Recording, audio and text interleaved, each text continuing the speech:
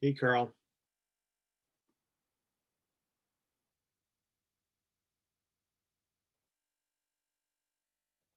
Hey Frank, are you recording already? Yeah, when I log on, it just recorded to the cloud. So we'll edit it later, you know. Okay. So I just made you a co-host. And Okay. then so the way you do the spotlighting is you click on the three dots, you know, the elliptical, whatever it's called. Uh-huh. And then it says you can do, it says mute my audio, stop video, pin or spotlight for everyone. And so if I if I do this, if I spotlight for everyone, I spotlight you, then you're what we see. Everyone sees you on the screen. Okay, I can add spotlight. Yeah, and then you add. So what's going to happen is that you say yeah. So then now we're going to add 4, you know, and then it'll be the 4 women is what we'll see on the screen, and then everyone else will be in a ribbon. Okay. Yeah, I see. I think this is a new feature. You used to only be able to pin one person. Yeah, it's it just came out in September. Okay, so Sue Ebner is here. Right, so I need to unspotlight you. I'm here. Hi, Sue. Hi.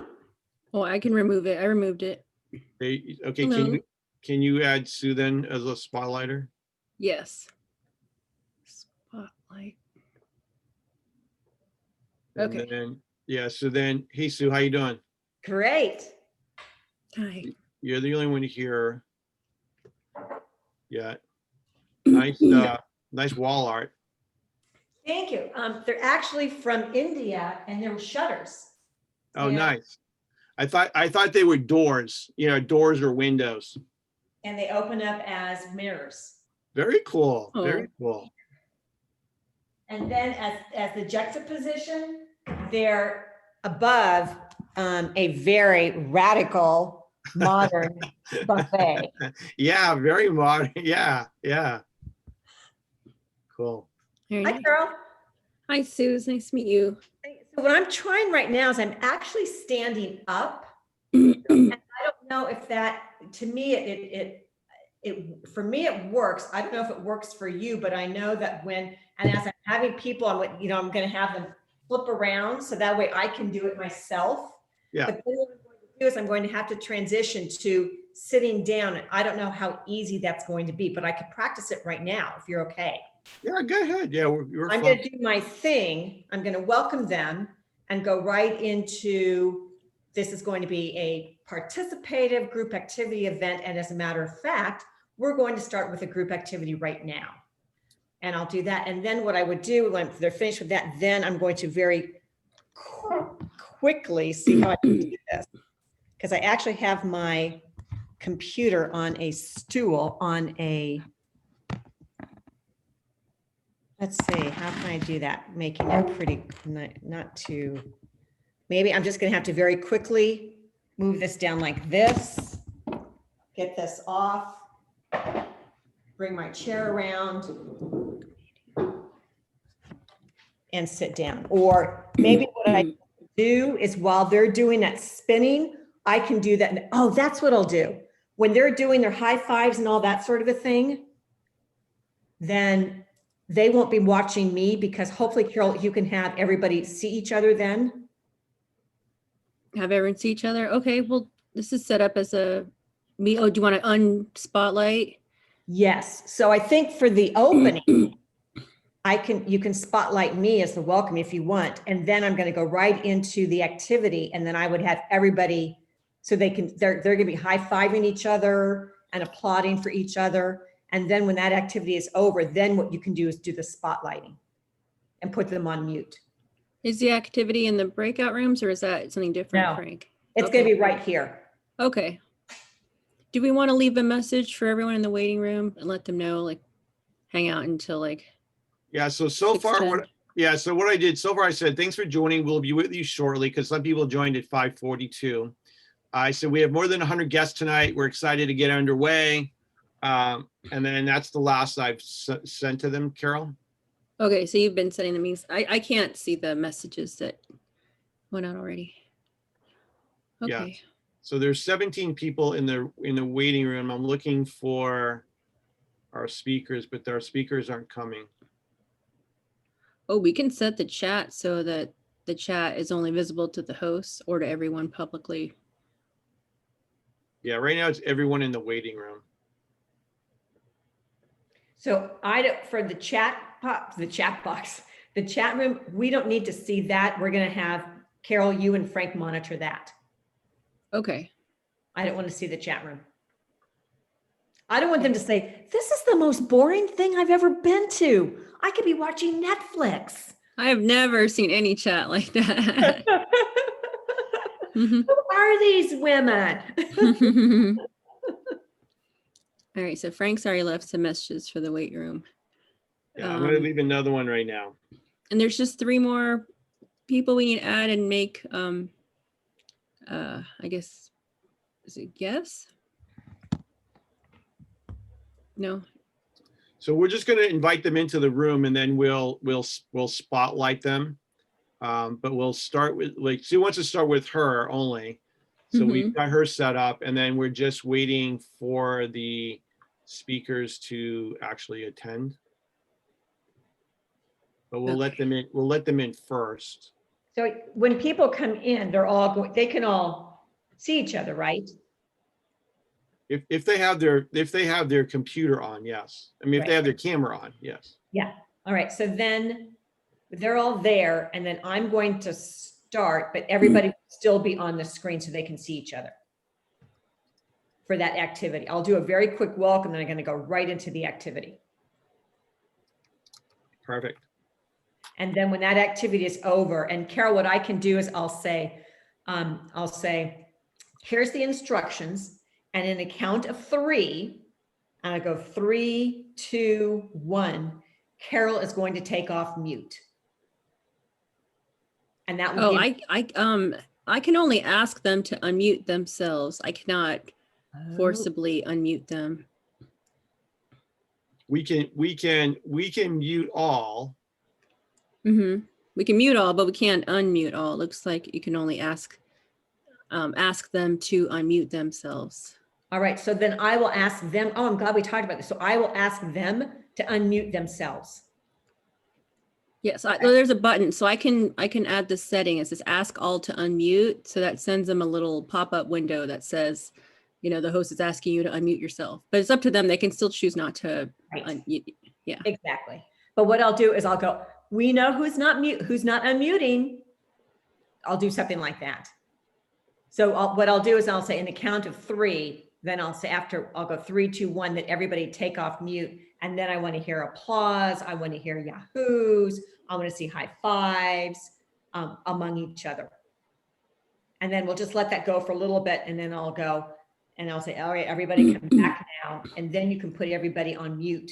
And then I'll start with in 2014, 3 weeks, third week in October, blah, blah, blah, blah.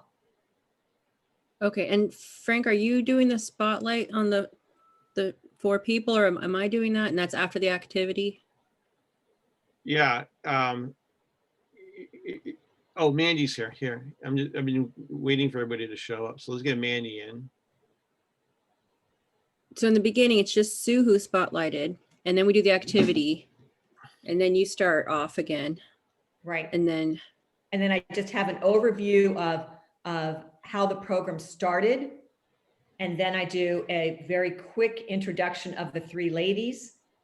And then maybe while I'm doing the introductions, you can bring them on. I don't know if you want to bring them all on at one time, or you want to bring them on as I'm making an introduction. What would be your preference? I think that's up to you, Frank. Are you frozen? No, I'm not. Okay. I am. I've got people saying they're texted me saying that they don't have the Zoom link, and I don't know why they don't have the Zoom link. They sent it out. So Carol, you and I can Yes. figure, why don't we, so what I'm gonna do is I've got about four sentences to talk about the history of the program. Mm-hmm. I'm going to talk about one sentence about the website, the new website. Okay. I'm then going to give them instructions about the chat room and that they need to communicate with each other, converse with each other, as well as post their questions. And then I'm going to tell them at 7:30, we're going to put all of them into a breakout room. And after that, that's when I go right into the introductions. Okay. I think it'd be easier to spotlight them one at a time as you Okay. introduce. And if that's the way, I'm first starting with Ellen, Mm-hmm. then Mia, and then Mandy. Okay. And then Right. they'll all appear. And then from there, I'm going to go into my questions. Okay. Is this like a panel? Yes. Okay. So you have your own questions that you're going to ask them, and they'll take turns responding. And then we'll field questions from the chat box. Or can students jump right in? Frank and I talked about, we thought it might be more effective because there might be consistency in the questions, Mm-hmm. or maybe they could be worded differently. So I think kind of gather when there's a series of questions or one profound one, then I would just kind of jump in and somebody say, and I'll tell them that you'll be monitoring the questions and the comments. And when it's appropriate, you'll be bringing those questions in. Okay, so all questions by chat, no questions by, because, if they just speak and they're unmuted, they could jump right in, like. Right. So Okay. all questions will come from the chat room. Okay. Yeah, and that'll give you and Frank, or that'll give Frank better control of what questions are be asking, so that so if there's consistency, instead of everybody asking the same question, we can ask it one time. That sounds good. I mean, there are, everyone should be able to see all the questions. So hopefully people will not repeat if they've seen it's already been asked. Yeah. Okay, so I let Mandy in, she's here. Mia's just coming in, and then Ellen's just now coming in. Ellen Chen just now coming in. So we're getting there. And so right now we've got us in there. We've got 56 people online right now. People keep coming. And so we ended up having 126 RSVPs. And so that was, last year we had 81 physical people, and we had probably 95 RSVPs. So this year we've got obviously more because they want to see all of you people. And so we're doing well. And it's exciting that we're all here. And like, I'm going to be in the background. Carol Cho's here. She works with me, she's one of my colleagues, and she's going to be the moderator and so forth, so that there is just women's voices tonight. Are there any, so what we're going to do is we're going to spotlight you. So Sue's going to start, and then as she introduces you, Carol will spotlight you. So what'll end up happening on the screen will just be the 4 people. So we just spotlighted Ellen Chen. So you'll see what spotlight all four of you, and then everybody else will be on a ribbon. And so, but everyone's computer will see the 4 speakers. Okay. Yeah, I'm just practicing right now. I'll take you off spotlight. Hi, Ellen. Hi, Mandy. Mia, you still there? There's Mia. There she is. Okay, you can't here. spotlight someone whose video is not on. Okay. All right, so actually I'm able. Sorry about that, Carol. Hello. So I'm standing up. So this is going to work out really well. So when I sit down, I will just need to bring my chair. I don't have to prop my computer up, as long as it looks okay standing up. Oh, shit. Hi, Mia. Hello, hi Sue, hi everyone. Hello. Hello. Hi. So what'll happen then too is as we're in this these spotlights here, so the 4 of you, and then everyone sees it. Carol, as questions, not all the time, but as we're fielding questions in the chat room, then Carol will answer. she will not, she's in the ribbon now and she'll stay there, but you'll hear her voice and she'll be able to ask, tell Sue, hey, we have a question, and then put it out there, and then Sue will repeat it out. Okay. Got it. And then Ellen and Mia and Mandy, what I'm going to be doing a welcome, standing up, very, very quick welcome. And then I'm going to get them into a group activity right off the bat. And what will happen is that all of them will come on the screen, and I'm going to have them theoretically all stand up, do some little stuff, high-fiving and whatever, and then they'll sit down. I will then do an opening, 2 minutes at the most, just to describe why we're doing this tonight, the history of it, and what the format will be like. Then I'm going to provide a very brief introduction of each of you in the following order. It will first go with Ellen, Mia, and Mandy. And Mandy, I chose you as last because you're the local. Sounds good. Okay.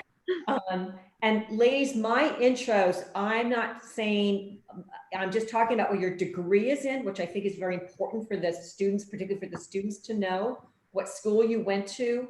And a very brief overview. Mia, I didn't even talk about the companies you worked with outside of the positions that you led, such as an imaging scientist, business development, product development, and how, and then my closing will be how that Mia will share how those roles pathed her to her current CEO position.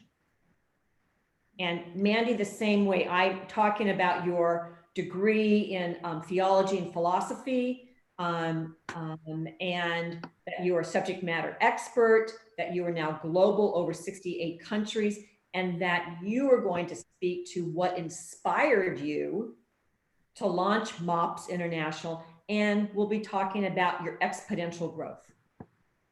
Perfect. Okay. And Ellen, we're just going to not say anything because you didn't bring any food. And you had next time, I promise. and ladies, the reason I did that is because you can better than anybody else talk about those moments in your career path that got you to where you are today. And talk about your firm on what you do. Mia, talk about what VisiCell does. And Mandy, I want you to talk about what MOPS does, because it's you, okay, versus me doing it.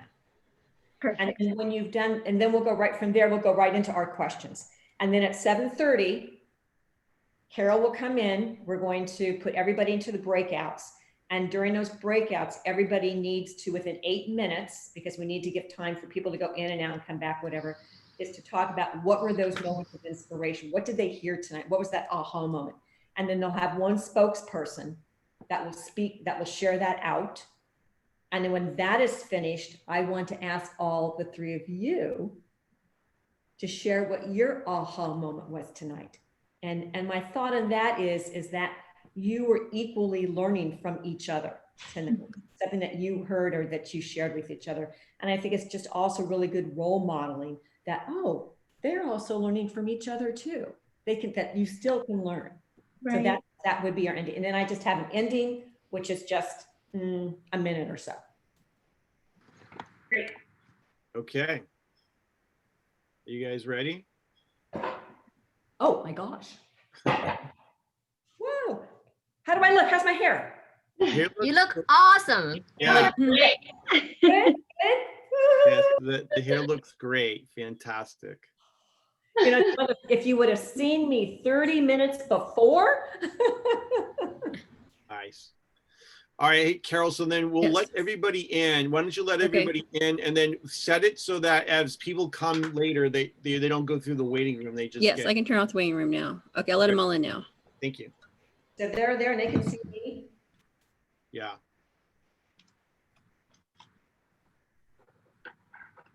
Can I be waving? Everybody, so we have everybody in now. Okay. Tell me when to start. Yes. You can go now.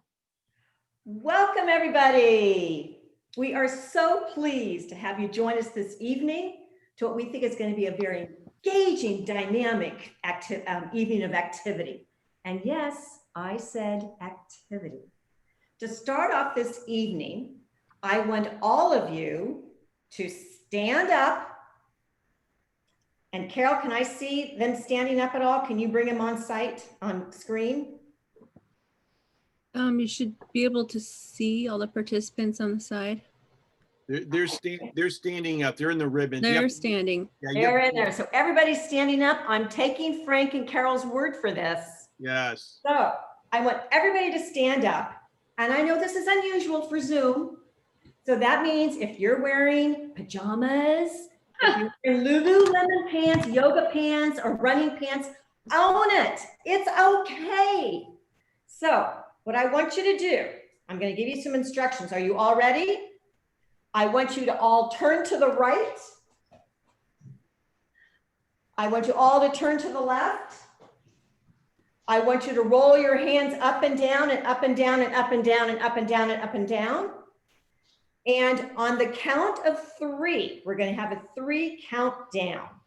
I'm going to go 3, 2, 1. On that 1, I want all of you to take off your mute button so that we can hear you. And what I want all of you to do, as you're looking across the squares, those panels, I want you to high five as many people as you can. I want you to give them COVID hugs. And I want to hear yahoos. I want to hear clapping. I want to hear yay. I want to hear congratulations. And remember, we're going to be able to listen to this and hear this. So on the count of 3, 3, 2, 1. Take off your mutes. High five. Do I hear some clapping? Congratulations! Woo. Okay, mute off. Now,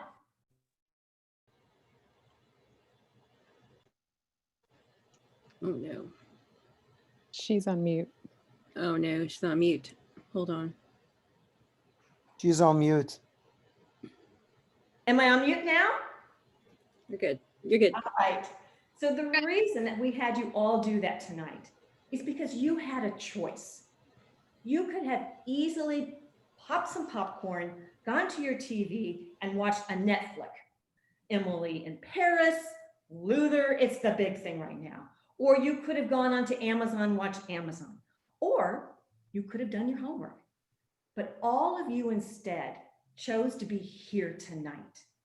You chose to expand your mind, to be open to learn, to be challengers, and to be open to new ideas, and hopefully to meet some new people to develop a relationship with.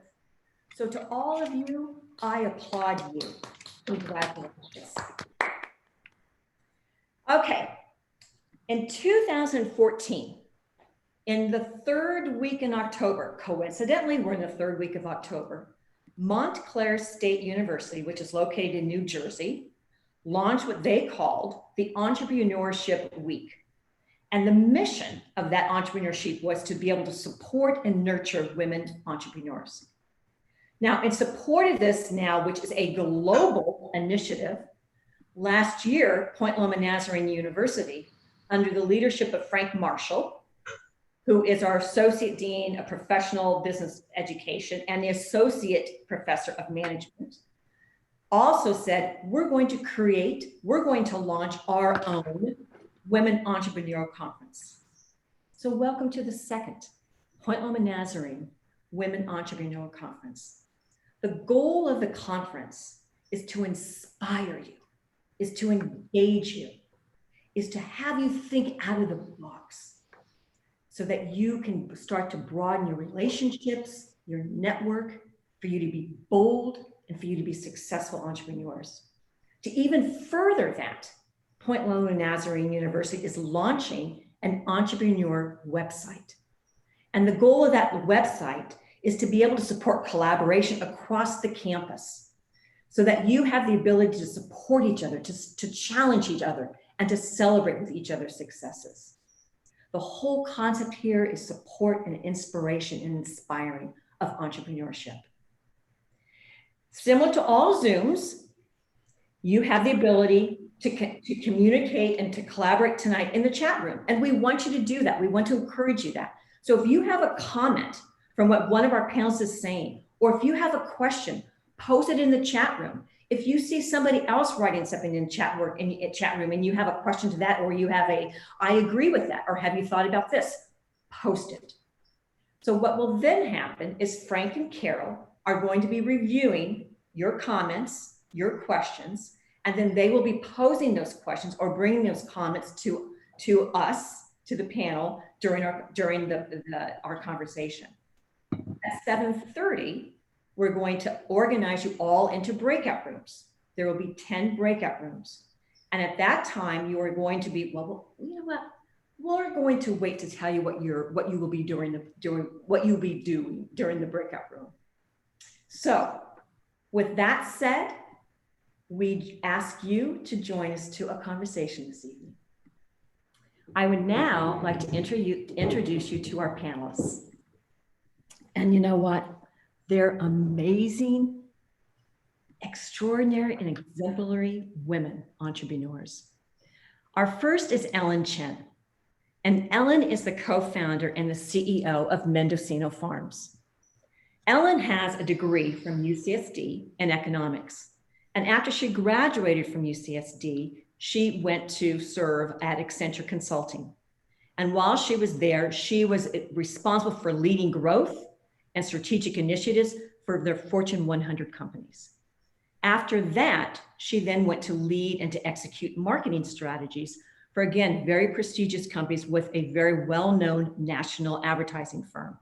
And then from there, she led a marketing initiative for a very successful .com company.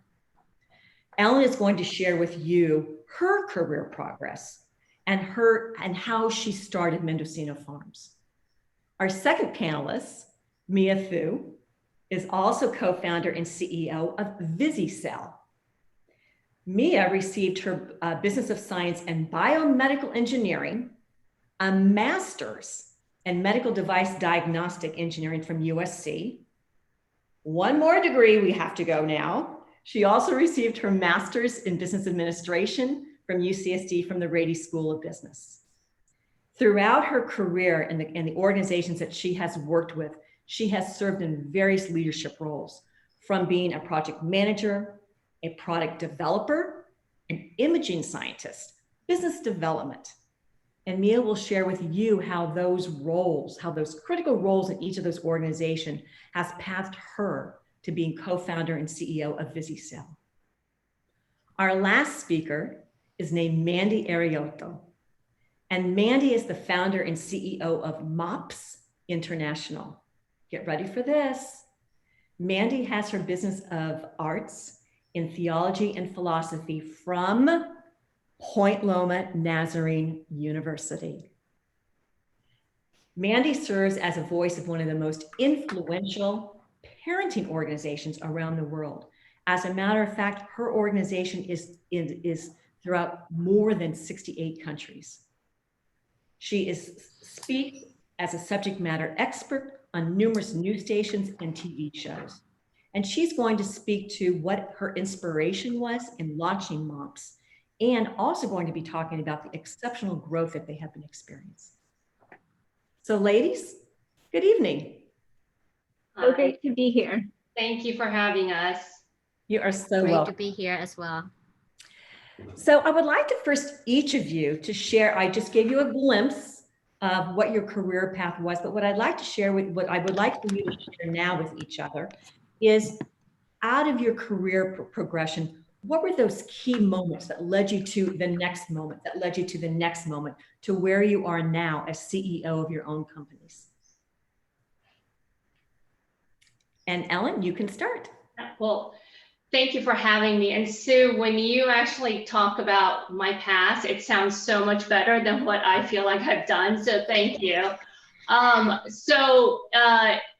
It's been interesting because, you know, as I've been able to reflect on where I started and then where I am now, you know, the one thing that was kind of the thread that actually tied everything together was the fact that regardless of what size company I worked at, they were all in startup like environments, which I think is what's led me to creating and starting something on my own. Even starting at Accenture, my first client that I worked on straight out of college was Sprint PCS. And I know they're a household name today, but back then they had just rolled out their new cellular technology. So they were a startup, and really they had some employees, but really they hired a bunch of consultants from Accenture to come and help them build that business. So from day one out of college, my first assignment was really in a startup environment. And I think that was the thread that kind of like led me to the next. Even in the ad agency that I worked at, it was a boutique agency, smaller. And then I think with my technology background, with, just being at the marketing or the ad agency, a friend of mine, and this, I'm going to date myself because this is how old I am. It was the .com boom. This is like when the internet like hit and everything was like startups everywhere. And my friend had told me, hey, there's a great online digital ad agency that just started that my friend created. There's only 2 partners and another person they brought on board. I think it'd be really interesting for you to reach out to them and talk to them, because your technology background and your marketing background, there could really be something there. And so it was a great blend of my 2 backgrounds, and then went over there to be number 4. And again, being in that startup environment, you're very entrepreneurial. You get to wear every single hat, you get to make decisions, you don't have to go through a hierarchy. And then that just kind of progressed into the next startup that I went to go work at. And kind of with everyone's dream of a .com, we got acquired by a larger company called Electronic Arts. And it was interesting, once I got to Electronic Arts, it was like we made it. I realized that that wasn't the environment that I was used to, and I thrived in. I really liked startups and creating and being a part of something that was, growing. So I left. And I think as fate or luck would have it, I met my now husband, back then business partner, and kind of jumped into the restaurant industry. And so we became partners in another restaurant concept called Stew's Teriyaki. We built that to 3, sold it, and then created Mendocino Farms together. And it's been great because I've been able to use all the experiences from every single place that I've been. And I've been able to actually really, use that experience in growing, our fast casual sandwich shop. So that's kind of where it's all been this very entrepreneurial environment that I was in. So I still want to ask you one question. And we started up Mendocino Farms. Just as a matter of fact. There's got to be a little bit more behind that. What would that be? Yeah, so with Mendocino Farms, we had my husband and I had already started, we had another restaurant prior to that, and there was a lot of learnings. And, one of the things that we realized is if you really want to grow something, it's got to be scalable. It's got to be something that people really can wrap their arms around. I know teriyaki today, everyone knows what it is. 20 years ago, you actually had to explain what it was. And so that's when we decided, if we're really going to do something and do it on a larger scale, let's pick a category that people can actually wrap their arms around and really understand what it is. And that's when we saw the gap in the sandwich category of, wait, there's Subway, there's, Quiznos back then, Firehouse Subs, those were the better, but there was no gourmet fast casual sandwich concepts. And we saw that gap, and that's when we honed in on that, that category. And then from there, we built the business plan and then opened our first one a year after we built the business plan around that concept. Where were you? What was the moment when you came up with the name Mendocino Farms? So it was interesting. That was the first name we came up with, because what we loved was, for us, it's all about sustainability, this idea of farm to table. And Mendocino County is, and I don't know if any of you guys have been there, it is like the pioneer of the slow food movement. And that's where the real farmers market, that's, how people grocery shop. Sure. And so we wanted to kind of pay a tribute to that area up there. And then as well, the farms, because again, it's that evoking that feeling of farm to table. And so my husband actually grew up in Northern California, north of Sacramento, and they used to vacation up in Mendocino. And that's how we actually put those 2 words together. And that's how the name came about. So when you go up there, do they now roll out the red carpet? No, it's a beautiful place. It's funny because they reached out and they said, we've never gotten so many hits for Mendocino until you guys came around. So it's been great. I mean, they wanted to, like, we did promotions together and stuff. So it's great because we got to educate people too, which, I mean, it sounds crazy. It's a beautiful area, but it's north of kind of where this area is and what they're all about. So Thanks, Ellen. you're welcome. Thanks. Mia, talk to us about your progression and how you started and founded VisiCell and what VisiCell is. Sure. Thank you, Sue. And Ellen, is really interesting story that you share and how it actually progressed is inspiring in itself. And I'm gonna shift the gear a little bit because VisiCell Medical is a biotech company. We call ourselves GBS for cell therapy. I love What we do is we provide non-invasive imaging-based cell tracking solutions to the cell therapy developers in this multi-billion-dollar cell therapy industry. As you might have already seen in the news that immune cell therapy, how it is saving the patient's life with the complete response. And that's the industry that we play in and try to translate this success to solid tumor because more than 95% of the patients are, solid tumor cancer patients. And I will share with you a little story why it inspired me to do this. I was about 4 years old when my grandpa died of lung cancer. And he was only 54 years old at that point and not really knowing, what life or death is. And he was my favorite. So I actually circled around him and danced around him, asking him to wake up. Interesting. And of course, he didn't wake up. And, since then, like it always been in my head, like I want to do something to help life-saving, therapies, basically get to the patients and help the patients and make a difference in the world. And, fast forward, that has always been a driving engine behind how I choose my career and so on. So as you all know, I started as a student first in a college, and there are a lot of professors and, entrepreneurs or even industry professionals who inspired me in the direction that I was going. I always center on how can we use disruptive technology to help the patients to have the better outcome, to save their lives and make a difference. And so started coming out of the college, I landed in this job at the City Hall Medical Center as a biomedical engineer. And I worked really hard and I was staying focused on going to medical school at that time. I would say it get, redirected a little bit based on, there's always a different life challenges that's posing, but staying in the biomedical field, I then work at the National Institutes of Health.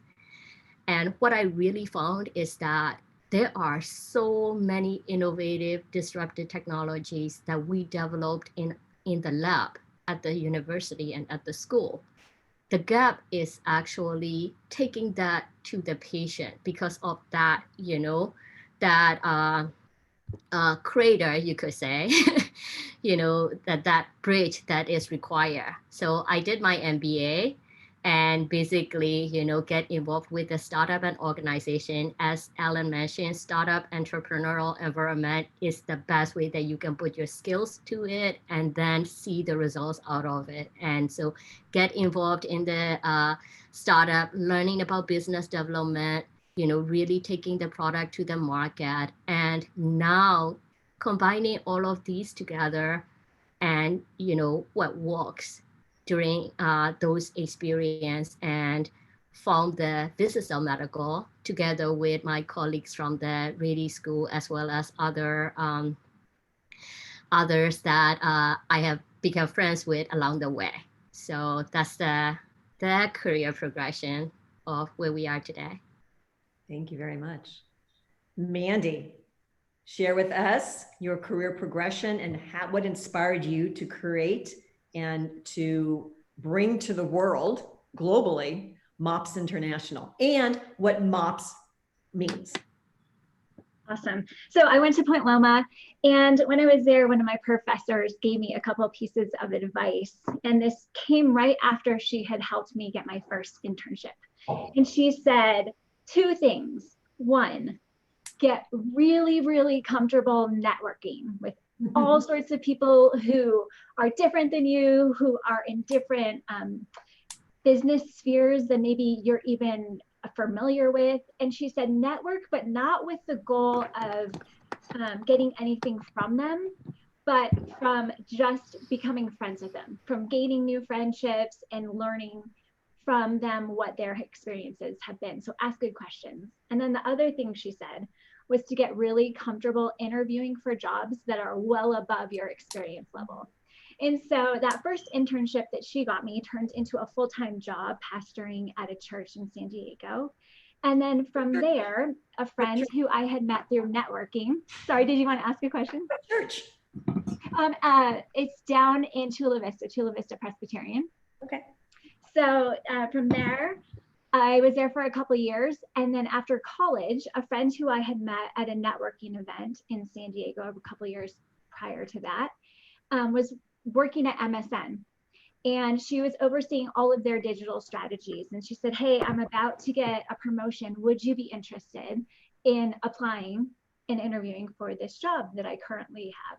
And I was like, I have no experience in digital marketing. I don't know what I'm doing. And she said, I know, but just come and interview. And so I did, and I got the job, and I became the head of all of their digital marketing strategies with basically no experience. And then from there, I met someone in LA who invited me to come and be a teaching pastor at a church in LA called Mosaic. And that was awesome for a couple of years. And I did that simultaneously while I was working at MSN. And then from there, I had 3 kids. And our lives changed dramatically. And so my husband and I decided that I didn't want to be out in the world doing work. I wanted to start the businesses that I had been dreaming about for 10 years before that. And so we started a couple businesses and we lost some, but we also sold some for multi-million-dollar deals. And after we did that, I had an opportunity to come out here to Denver, and this idea of MOPS was germinating. And so I got to be part of the ground floor of leading an organization that was poised to advocate for maternal health initiatives around the world. And since joining, we're now in 68 countries. We translate materials into 17 different languages.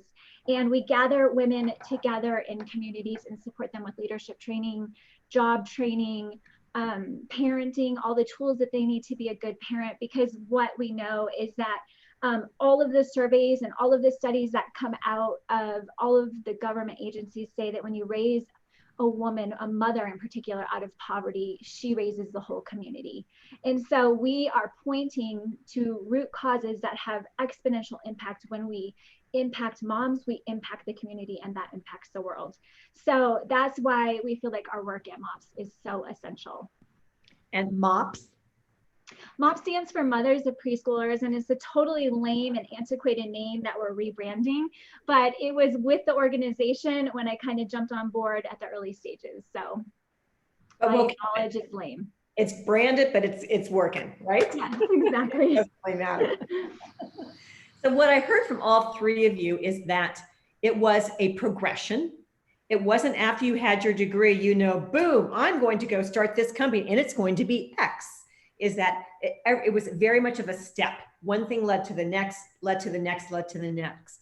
And what you all talked about very throughout all of this, what was intertwined in that, and Mandy used the right terminology, is the networking and how important it is to cultivate and to sustain relationships. And you never know what that relationship can lead to next. So thank you for sharing that. So you have your companies. What I would like for you to share now is how many employees do you have, and describe your company culture. currently now? And if that culture has to change, what does it need to change to, and why? I'll jump in. I have 60 employees and we have 40,000 volunteers who we call our volunteer leaders. And we consider them in some ways employees because they do work on behalf of MOPS. And what I would say our core company culture is that we work hard and play hard is essential, because what we find is that, and there's all sorts of studies around this, but teams who play together, it's like 67%, they're 67% more likely to reach their goals. And so we have really, even in the midst of COVID and changing work styles, we've really recognized that we have a bar where we perform excellent work. Like, we strive to not only perform excellently as an organization, but as individuals who are doing our work on a daily basis. But in the midst of that hard work, we also want to play hard as well. And so we go rock climbing together, we go camping together. Oh, I want to join. We just really cultivate a work environment, because here's the deal. You are with your colleagues more than your family sometimes over the course of a week. And so we recognize that, and we recognize how important it is to have a company culture where we want to be together and we want to achieve something significant. So we all have a common goal, and that is really unifying as well. Thank you. Ellen?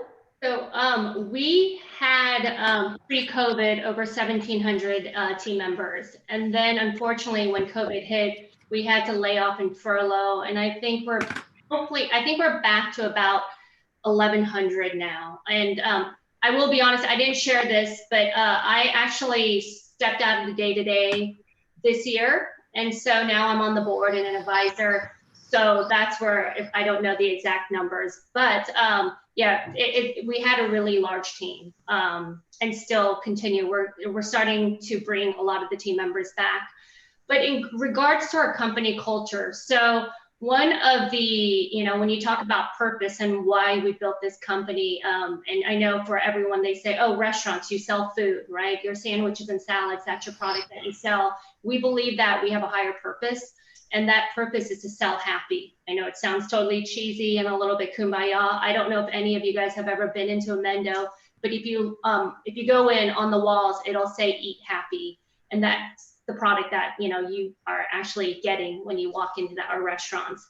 And everything in our values, we built it around this purpose of selling happy to our guests. And so it's more than just selling you a sandwich or salad, and it's about selling you this experience. And I know, especially, well, now with COVID, it's a little bit more challenging, but we're trying to figure out, it's this relationship that we're building with our guests, with our team, with our vendors, partners, giving back to the community. And that really is, something where you have to have an elevated experience and elevated hospitality, which is just more than I go in and I buy food. And so for us, that's really where everyone rallies behind, and how do we actually do this? So we, in our training, from the minute you join our company all the way through, you get, you climb up through we call it our career climber.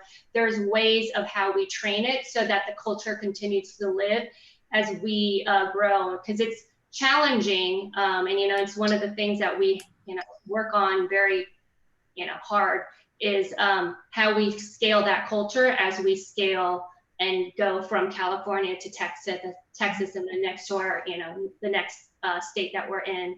But we've really built, this foundation around that. And like Mandy says, our expectations are higher. We have something in our values called GBED, and it's getting better every day. And it's when you come in, what happened yesterday is what happened yesterday, but let's build and let's get better.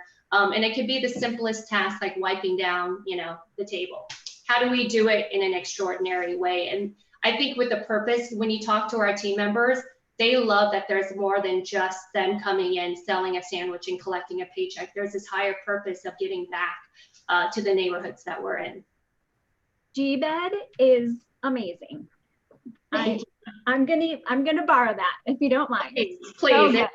Please. It's something we live by, and it's something for my kids. It's a personal and professional thing that I've lived by since I was a kid. So please use it. Awesome. Are they in the background? No, I thought they were. That's why I looked back. Okay. No, they're not. I just heard something. Mandy and Mia, right before we started, Ellen sent an email. Can my children participate in this? And Frank and both respond back, yes, they want to see their mom. Let her I don't know. see their brilliance. My son had asked, and I said, sure, if you really want. So I said, thank you. I sent him the link. I don't know if he hopped on, but we'll see. Billy, there, So good for kids to see their parents in their work environment. And that's been one of the gifts of COVID is like my kids overhear me on conference calls and they hear business deals going down that they normally do not have access to. And so they're going to be so well prepared when they get into the workforce. Right. Well, our goal is, you know, to inspire, right? So in a way that we are inspiring the kids as well, in addition to, you know, the audience. Sure. So in terms of, you know, the number of employees, Visit Cells a little bit different because we are a biotech company. So we have 3 full-time employees, 6 consultants, and I would say 8 advisors who are on the advisory board, and many advisors and mentors that I could just reach out at any time, you know, because, you know, it's all about like tapping into like, oh, do you have experience with this problem, or do you know this person in this industry or in this particular company that you could get me connected? So, you know, so in terms of culture, I will break that into 2. One is the internal culture, and then the other is the external culture, because internal culture is with the employees, because internally your employees are your customers. And, you know, their happiness, as Alan's and Mandy mentioned, is extremely important, because at the end of the day, you can inspire and influence the employees and empower them. You know, the do this and that never works, right? So in a way that, you know, creating that environment where, you know, giving them the autonomy and empowering them, and having that trust built with the employee and, you know, within the organization is extremely important in meeting the goals or the vision of the organization and moving it. So that's the internal culture that we create. Basically, it's not employee, it's not a team member, it is they are leading a specific department. So they have that, you know, decision making, that they own it. And in terms of external, you know, culture, because your client, your customers, as Ellen mentioned, you know, people coming to eat, in our case, people who wants to use our product, physicians or the cell therapy companies are our customers. And the most important thing with them is, of course, trust is the single most important thing that need to be built in the relationship, which take times. And there are, you know, other factors that come in, say, for example, respect, you know, responsiveness, and a few other things that, of course, networking too. Like these relationships, when we talk to the customer, we've known them, or we actually talk to someone who know them. Warm introductions always actually help with even someone willing to listen to what to be discussed. So in a way that that's the culture that we cultivate within the organization and outwards to the customers. Alan, you have brought up the word trust several times in what you just shared with us. And I question for all 3 of you is that this is your company. This is your legacy. What you've created is who you are. And all 3 of you are still saying and sharing that it's very important in your culture for your team members to own their role and the responsibilities. But I can also imagine from your side as the owner of that company, and the future of that company is that trust is, you have to balance that. I mean, how much do you trust them to lead versus I know what's best. And I want you to do it this way. Or so share with me your thoughts on it, how you do that balancing. Yeah, I think, you know, it's interesting because as a founder, and I'm sure Mia and Mandy, you guys have experienced this. Yes, it's your baby and you feel like you know what's best for them. But I look at it almost like, yeah, child rearing. You have baby infant stage where you really need to like coddle and shape them. But then as they continue to grow, they become adults and they have minds of their own. And if you can infuse, and this goes back to culture, your values, and your beliefs, and make sure that everyone is aligned. And this is how, you know, we have values that we have stated, and every single decision that is made goes through that filter. And if everyone's looking at it through that same lens, that's where the trust comes in. I think it's also at some point, just like your child, you have to let them go. And, you know, I've come to this, and as I shared, I stepped out of the day-to-day. It was very difficult for me. It was like, you know, I equated it to our CEO, because we brought in a CEO.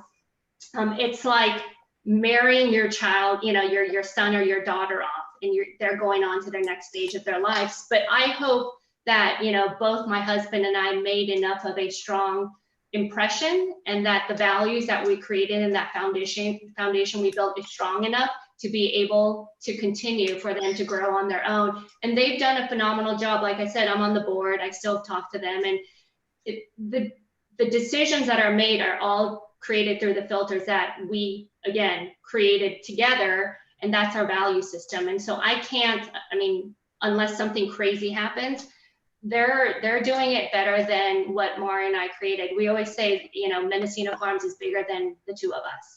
And that was our hope, that we could build something that can continue to live on even without us in it. So it's hard, but you know, I'm so proud of our team, and it's, again, building that team that's strong enough to be able to do that. Mandy, what are your thoughts? Carol, we do have some questions. I just want to know if we want to jump in with some questions. Can we, Carol, let's first have Mandy respond to how to balance the trust and ownership. Sure. Let us know when you're ready. Sounds good. So this is such a huge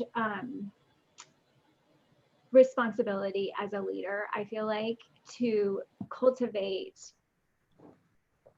trust with the people that you work with, both that they trust you and that you trust them.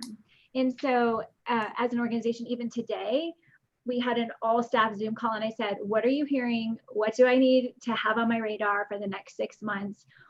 Your ear is to the ground much more than mine is. What do we collectively need to know? And I think when we trust our employees that they are looking out on behalf of the organization, that they're just as committed as we are to moving us forward. And when we invite them into the process of looking forward and planning, that really does cultivate a lot of trust. And at the same time, there are moments where I just have to step up and lead and say, ultimately, all of this, how this turns out, is on my shoulders. And so I have to make the hard decisions. And that takes a lot of courage to say, I don't exactly know what the right next step is, but I think this is the right next step. And are you all on board with me? And can we move forward together? And so it's a really interesting dance where when we trust the people we work with, it's a circle where they start to trust you as well. And it really does create a culture that everybody is bought into and moving forward together in a really powerful way. Thanks, Mandy. Carol, what are some questions from our group? Okay, and let's see. First off, there's a question for Mandy. How do you communicate to such a large group of people who are spread out over the world? Is the headquarters team the core team? Yep, the headquarters team is the core team, and we have locals in every country who manage the communication from headquarters. So everything gets translated in each country. It's all overseen and directed by people who are living in the country because they know what's best. We don't pretend that we know what's best for each individual country, and every different city really looks different. And so we make sure that everyone gets communication in their own language from someone who's actually living in their country. And those are the 40,000 volunteers that I was talking about before. They really run our communication. And so we have a team here at headquarters who works with them. And so it kind of trickles down. And it's not always easy. I'll be perfectly honest. Like, it is tricky sometimes to get the information where it needs to go, but we utilize all sorts of methods, whether it's WhatsApp or email or texting, or we utilize all the technology at our disposal. Okay, great. And let's see, next question is for Mandy. It's how did you begin working in a field with no background in the industry? Mm-hmm. What Great tips do you have? question. I would say it takes recognizing that you don't know what you're doing right away, starting by asking a ton of questions and doing a ton of learning, but also having the courage to say, I think I can do this. And then you just jump in and do it. I know that sounds kind of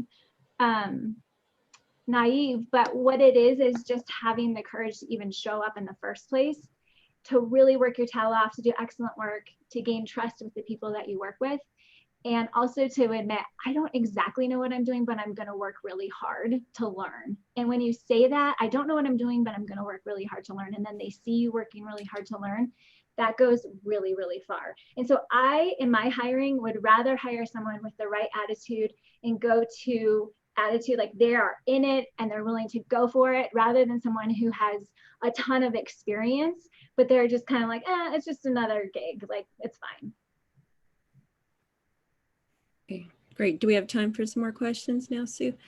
Sure. There's a couple for Ellen. I wanna quickly jump into what Mandy is saying. You know, there is this perception that you learn everything that you need to know in the industry or in the workforce from school, and that's absolutely not true. We use maybe 10 to 15% of what we learn in the college, and 85%, 90% is actually what we learn on the job. And that's why it's also very important to network and get the opportunity and jump in, because you learn from the job itself, and passion is the most important thing.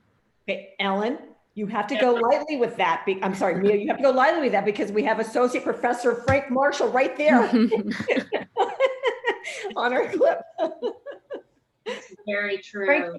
Frank, you're still very needed. You laid the foundation. That's Exactly. I'm not saying it's not necessary, but it is like what we need to know at the workplace. You know, like there are so much other aspect built into it that, yeah. And it's basically like 20-story with you have all the bricks that you need to build it up. You know, I think with college, the most important thing is you're honing in on your IQ skills and your EQ skills. And I can't begin to tell you that social development and understanding how to work with others, how to work with, you know, your professors, your colleagues. It's so important, because that really is, you know, and I think, Mandy, you were saying this, when we're hiring, you could have resumes with pedigrees from Ivy Leagues. I mean, it's, you know, but the person who you're going to hire is the person who shows curiosity, passion, and chutzpah. I mean, I will take that all day long, because they're coachable. Sometimes when people have this pedigree or they think they're so smart, they can't be coached. And those are the hardest team members to have. Totally agree. Yes. That's right. Great. Carol, what other questions do you have? Okay, and now there's a couple for Ellen. Has it been difficult to pivot to a delivery restaurant? Our favorite restaurant pivoted well, is now finding out about a third of their income is from this new stream. It's interesting. So, Can you hold that? That's going to link very much into a question we have that we're going to ask all the three women later on about how COVID has been impacting their business. So, Carol, can we hold off on that one? Sure. Okay. Oh yeah, they're both COVID related. Actually, the next one is also. So maybe we'll just wait till you answer. Okay. Ask that question. Okay. Is that okay with you, Ellen, too? Yeah. It's perfect. So, ladies, what you've been talking about now is your progression, your influence, your passion, and bringing to life your passion and doing what you're doing right now.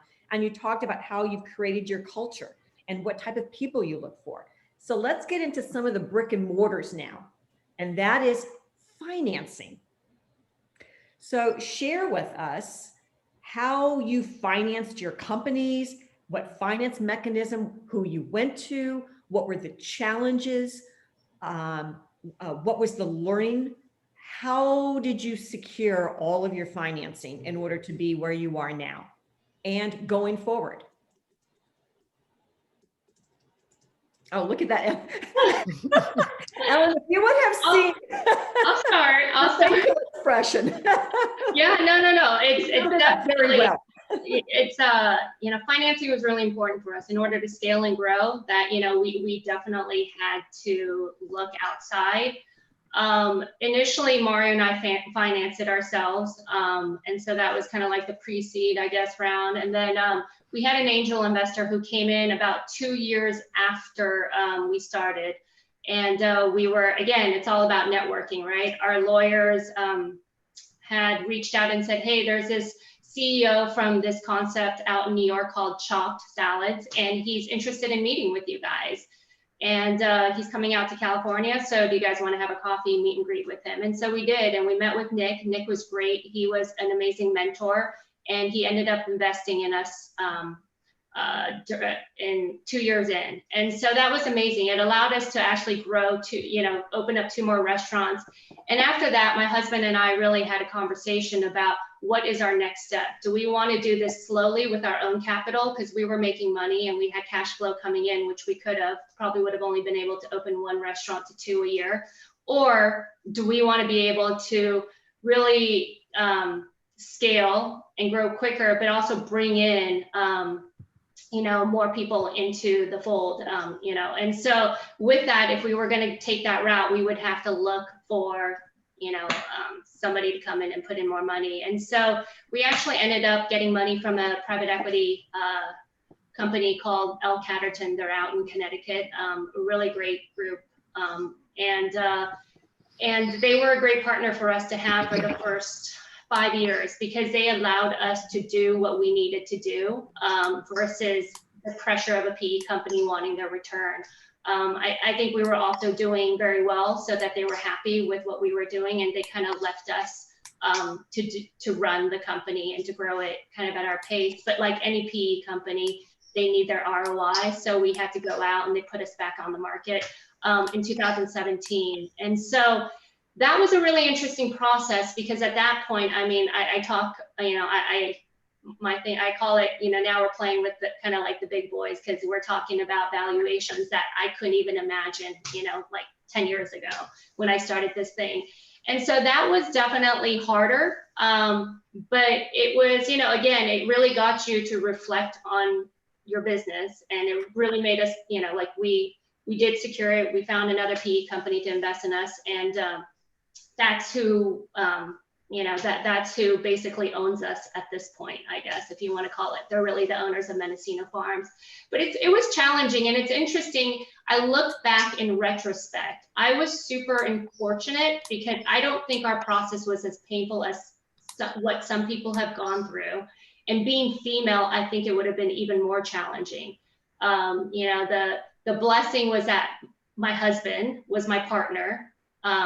But it's also a curse, because when I look back at it, even in the first round, the way that the private equity company interacted with me versus my husband was very different. They didn't look at me as an equal. I didn't recognize that, because I was so focused on just the business itself, that it didn't bother me until I think I looked at it a couple years after we went through the second round. I was like, wait, I wasn't in on that conversation. They didn't include me. Why is that? Now having this conversation with my husband, I said, I think it's because I was a female. I think they thought that I wasn't really your partner, and that you played a larger role than I did. So I made sure in the second round that meetings, whatever it was, I was a part of it, and that I didn't sit back and sit out and be okay with it.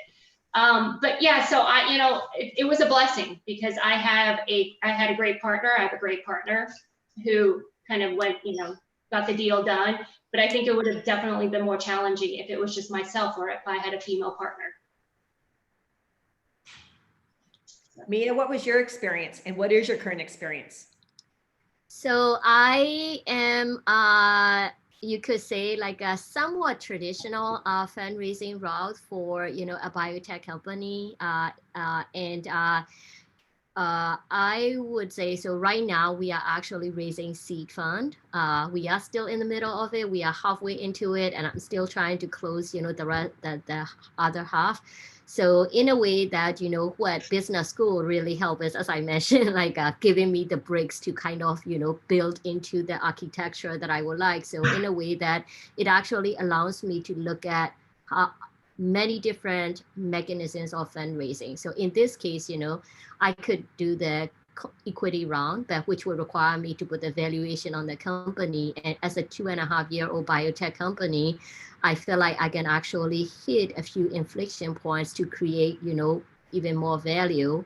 And convertible note is a better mechanism. So, in a way, they're making all this fundraising strategy and then picking a mechanism that we wanted to use. So I'm raising convertible note round right now. And so far as a convertible note, I usually focus on family, friends, and angel investors, usually because it's also less than 1.8 million. You don't want to do, people don't invest in convertible note if it is more than 1.5 million. For biotech, you could go up to about 2.5 million.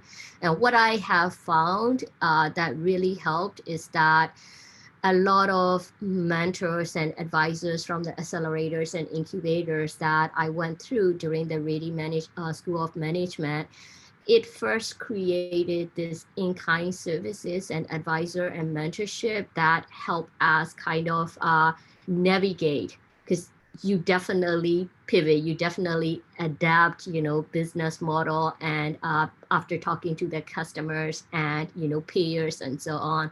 And then in-kind services really help in also putting you in the right path.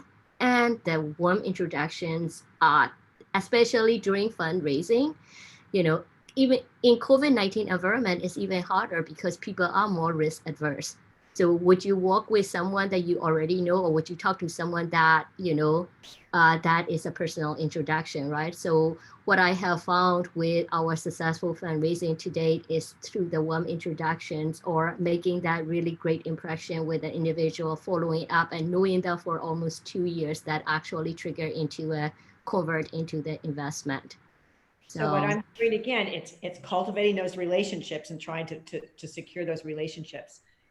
Interesting too, and Mandy, I still want to hear yours. Yours is similar to Ellen's experience. Are you finding any resistance being a woman asking for money? Definitely, as a woman entrepreneur, it is definitely harder. You probably saw from the statistic that,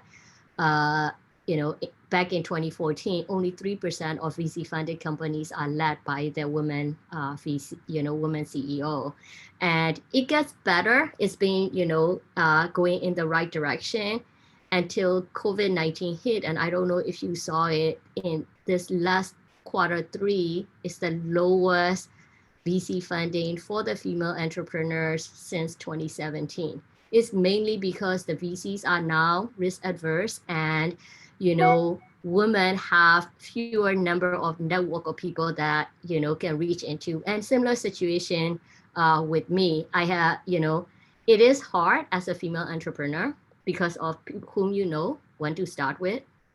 And then also in a way that, as Ellen mentioned, there is definitely a filter angle, the way that you look at how you are capable of, it is like, it does come into question, what is your child caring need, right?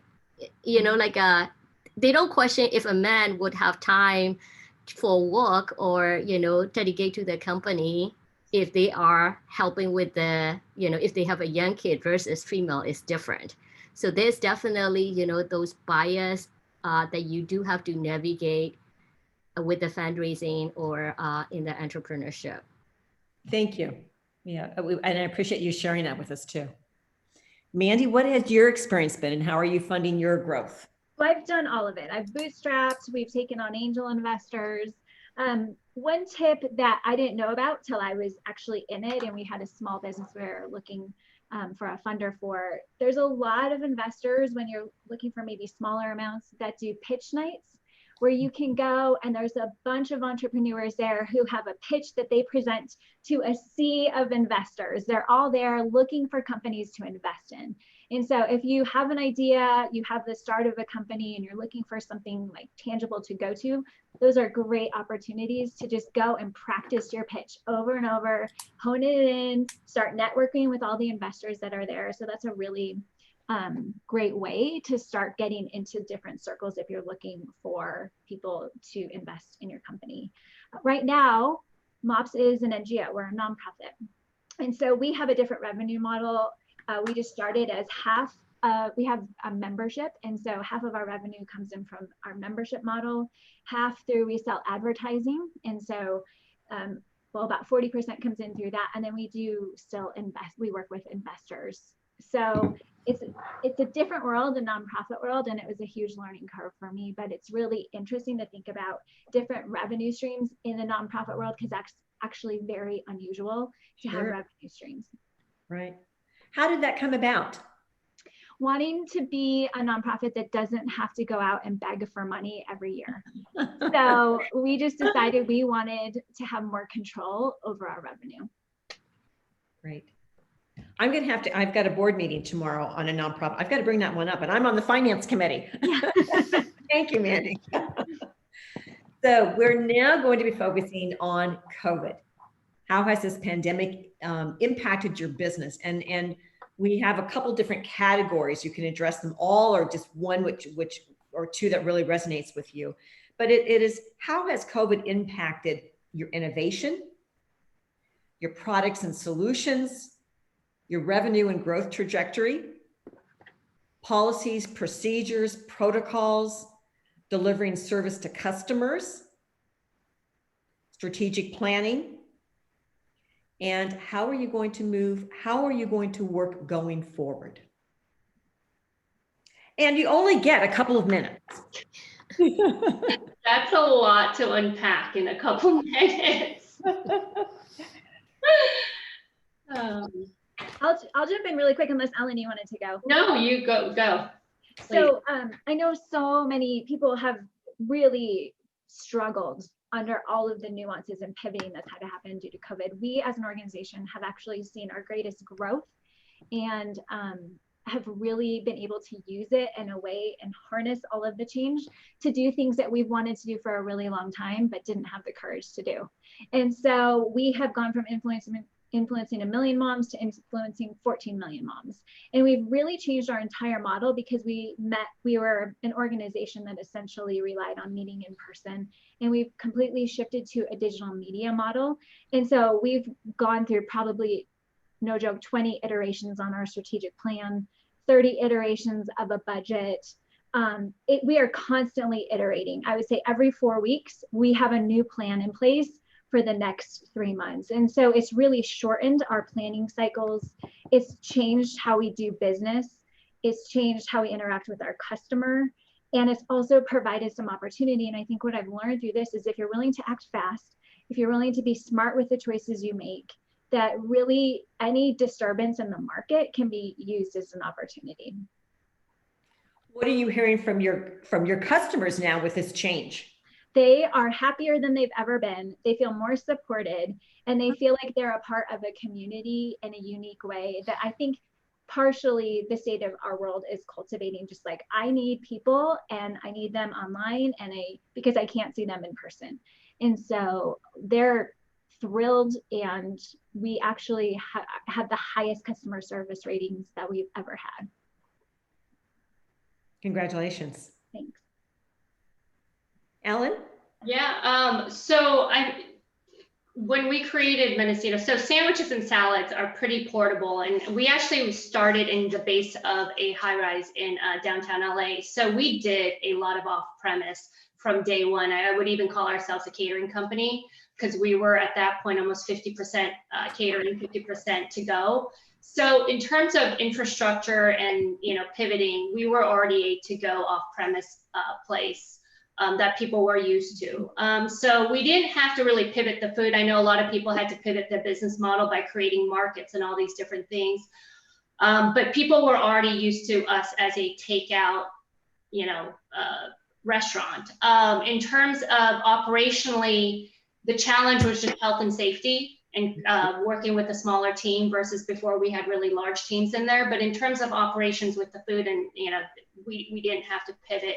I will have to say, from an innovation standpoint, we've leveraged technology more than we've ever had, which is interesting, because in the food business, you would think that we'd be technology light.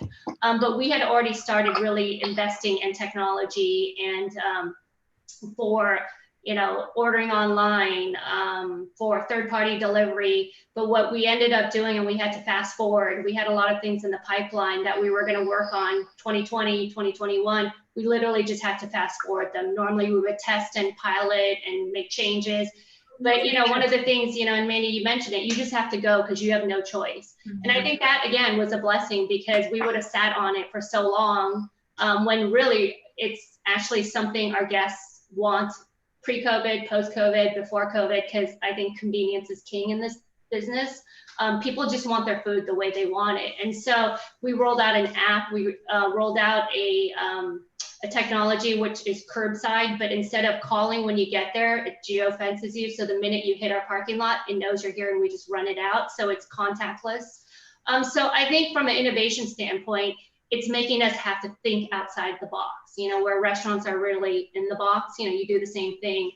It's unfortunate. We actually have a casual dining restaurant that we actually had to close permanently because we weren't set up for, just off premise. We were casual dining. People came in for happy hour, and really looking at it in downtown LA, it did not make sense for us. So it was unfortunate we had to close that restaurant, but it's just now working with, the policies that are changing right now. It's just health and safety.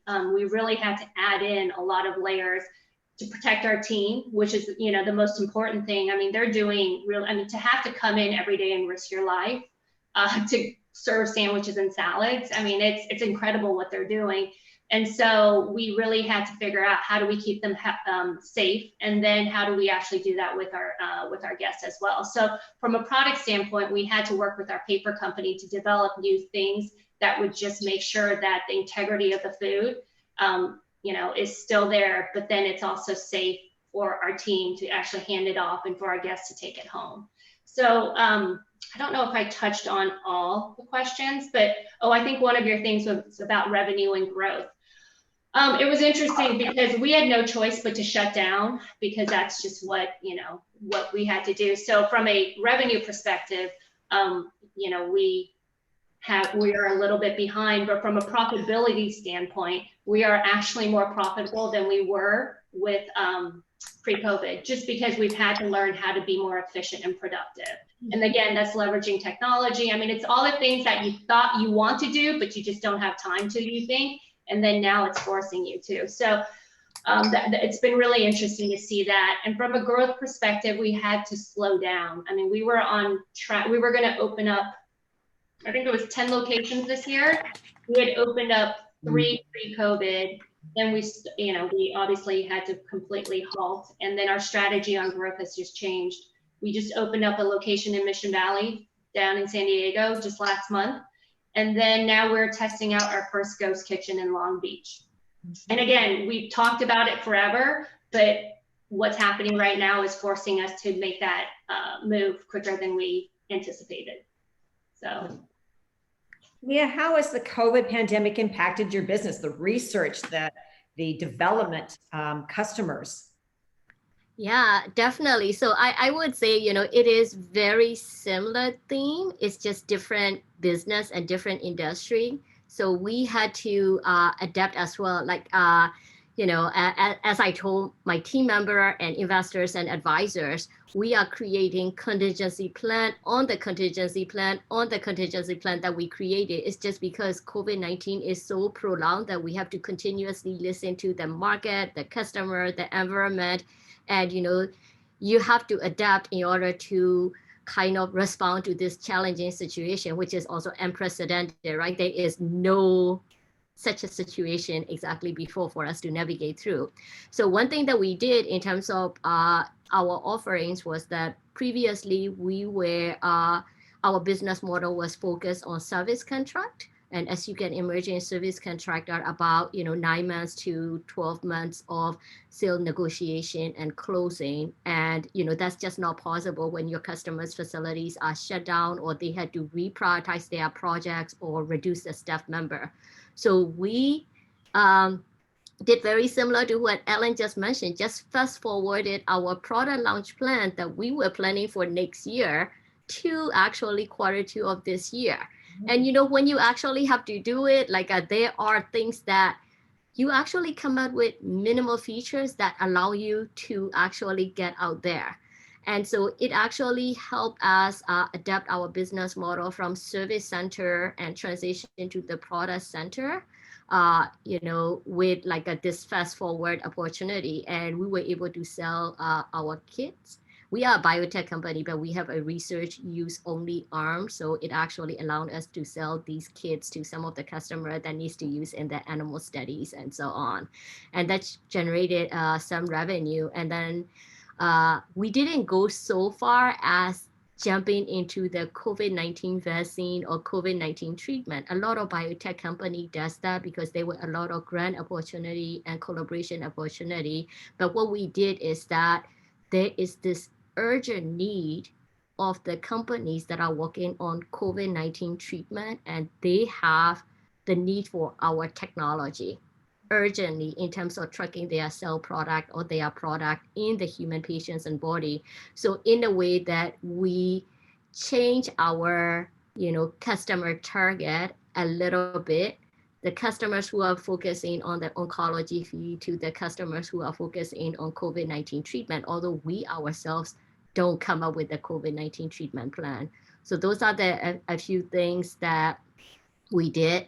Of course, you know, the financial or revenue trajectory, it is off. To start with, for any startup, 5 years financial projection is always off for any startup, right? And, you know, with COVID-19, of course, you know, there are a lot of, as Mandy was mentioning, is that 20 times, 30 times iteration. And if it is not every week, it is every 2 weeks or so, because especially we are in the middle of fundraising. So we also need to have that realistic financial projections when we communicate to our target investors so that they know that you are thinking about this, you are on top of it, because that's what they want to know, that you are not just being blindsided. So, yeah.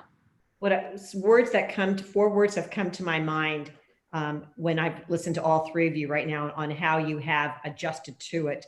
And that is agility, resilience, innovation, and being bold.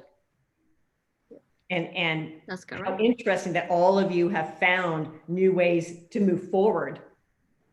And it's been good for your business, but it's also been good for your customers. Mm-hmm. Carol, I'm going to go into a different series of questions. Do you have any questions from the audience that you could ask that need to be asked now? Sure. There's one question is, how do you balance efficiency demands without compromising company values? So, you know, for us, we definitely, the efficiency part only can come if you're actually still serving what your core product is, you know. And for us, again, I go back to, you know, it's this idea of selling happy. If it's going to compromise us being able to provide the best experience to our guests, then it's something that we would do. And so I think that's where the balance is. Again, you have to go through your filter and figure out, like, what are the opportunity costs and does it really make sense? And if it does, then you can actually leverage that. And if it doesn't, then you know what, then there are certain things that we still are, we're not as efficient in, but it's actually, again, it's the safety and investing in products that are going to keep our team members and our guests safe. Those have increased, and that just, you know, that we can't cut corners on that, and it's just not worth it. So I think it's just the balance is you just got to look, you got to see what the plus and minus of it is. And if it doesn't, if it isn't something that's going to be, again, through the filter of our values, then we don't cut there. It's not worth it for the short term. Mandy or Mia, would you like to respond to that? I think Ellen summed it up so beautifully. I mean, that is exactly the same way that we think about it. And you know, Ellen and Mandy actually made good points already. And what I would probably add is that, you know, sometimes you try it out and then you also realize that, oh, this is going to compromise the company's value, although it's going to create the, you know, operating efficiency, and then you back up, because sometimes you don't know until you try it. So you might actually try it, and don't be shy about, you know, backing up, because that's the part of the testing itself. As Ellen's mentioned. So ladies, what we want to focus on now is another type of balance. And that is balancing your life as an executive, as a leader, running a business, a successful business, and yourself, your own self-help and self-care. And my question to you is, what daily practices do you follow for your physical, your mental, your emotional, your spiritual, and your social well-being? You got to be practicing something. Oh, Mia, you go for it. Sure, I'll be short, because, you know, I am a student in this itself. I'm actually navigating as it goes, because, you know, with the COVID-19 challenges, we are under a lot of stress, and what works for me previously actually doesn't work, you know, sometimes. So in a way, that what I do notice is that I actually skip exercises or meditation to save time, to actually dedicate more time to the company or the, you know, family demand during this COVID-19 environment. What I found is that that's very counterproductive. So in a way that, you know, I would say I rather learn what doesn't work in this challenging time, when I was trying to kind of, you know, maybe redirect the time from the self-care to, you know, putting more time in at work. So I'll be short. That's what not to do rather than what to do, since I'm navigating it as well. We need to follow up with you. Yeah. Okay. I think that's a great point, though. It looks different at different seasons. And so we don't need to shame ourselves if the particular season we're in, it's not necessarily thriving or our best effort. So I would say what I've learned over the course of the years is that I don't always feel motivated. So I have had to learn how to be disciplined, especially related to self-care. And like Mia was mentioning, it looks different in every season, but right now what that looks like for me is I'm a total introvert. I'm the most introverted person probably that you've ever met. And my phone feels like a taskmaster. And when someone texts me, it's like they're invading my personal space. And so what I've recognized is I need time to not be near my phone or on my phone. And so from Friday night after work until Saturday evening, I just put my phone away. I actually turn it off, and I don't check email. I don't check text. And in so many ways, it's life-giving to me and refreshes me for another 6 days. So that's one thing I do. I have a morning routine that I do when I wake up. I just spend a couple minutes reading, a couple minutes in prayer, have a cup of tea, do some stretching, and that just helps me recalibrate my day. And again, it forces me to not hop on my phone immediately, because that really does a number on my mental health when I'm on my phone all the time. So I know that that is one key thing that just helps me center and get ready for whatever I'm going to face that day. So I would say that if I said I had a really good self-care routine prior to this year, because I would have to say for probably 20 years, you know, having our own business, growing the business, I was focused only on work, and it was very counterproductive, Maya, like you said. I mean, Mia, like you said, it was very unhealthy. It probably did make me the best person to be around. But that I thought about it, but I never made time for it. So if there's something that I could actually impart is make sure that you give even yourself 15 minutes each day. I think it's the silver lining with COVID. You're forced to slow down. You know, you're at home now. We're all working from home. And what it's allowed me to do is kind of reflect and give myself kind of the permission to take care of myself, because before it was Mendocino Farms and our team, and then it was my kids, and that was priority. I was the lowest person on the totem pole because, you know, I'm the mom. I'm supposed to take care of everyone.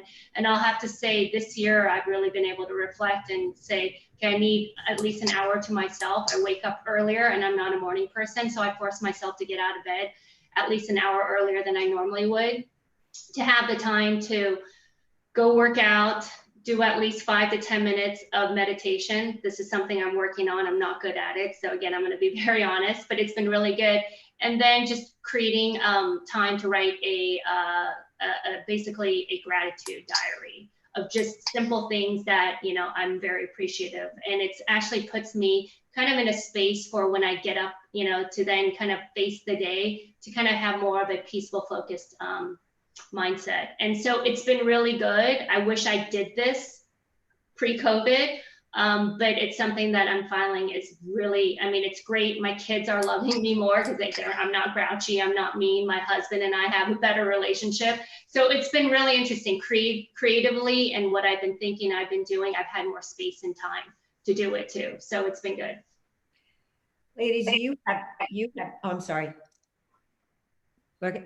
Ladies, you have been addressing close to 100 attendees who obviously have an interest in starting their own business, being an entrepreneur, may already know what that is or may not yet, or it could be in something in the future. What advice, what guidance would you provide them?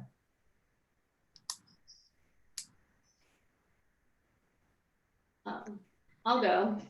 And I think this is something that Mandy, Mia, we've all talked about, is networking and how important that is. You know, I probably was not, so I think there's a couple things. First is be confident and don't question yourself, because I know I did that a lot in my younger years and even up to today. So constantly like questioning, am I right? Is this right? Should I say this? Don't question, right? I mean, if you feel like this is something that you feel very passionate and strongly about, move forward with it. Have confidence. It's okay to be uncomfortable, because I think that's how we learn. And I put myself now in situations that are uncomfortable all the time because I want to continue to grow and learn. The second one is going out back to networking, because it is uncomfortable and it is hard to ask and talk to people you don't know. But I'm kind of shameless about it now, because the only way, you know, for us to really learn and grow and evolve by learning from others. I know I put myself out there, and in turn, like paying it forward, I, you know, have been now investing in a lot of companies and advising a lot of entrepreneurs, because it feels good to be able to give back. And then, you know, the last one I would say is be a student and continue to learn. Even after you guys graduate, I'm still a student. I'm still learning. I don't know everything about the restaurant industry. I know a lot, but everything is changing all the time. So I continue to immerse myself and continue to learn from others and continue. We're lucky now. There's, you know, the internet. In my time, there was microfiche, the library, and encyclopedias, right? So just constantly be a student and keep learning. Thank you. Mandy?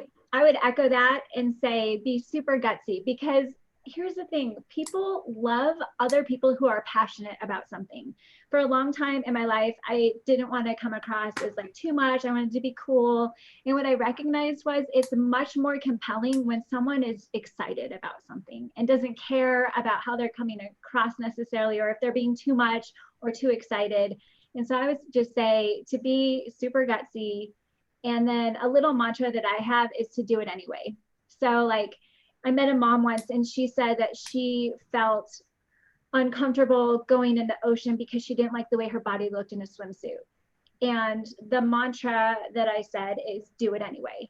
It's putting ourselves in a position where, just like Ellen mentioned, we do it anyway, even if we're scared, even if we don't know if we have what it takes, we do it anyway.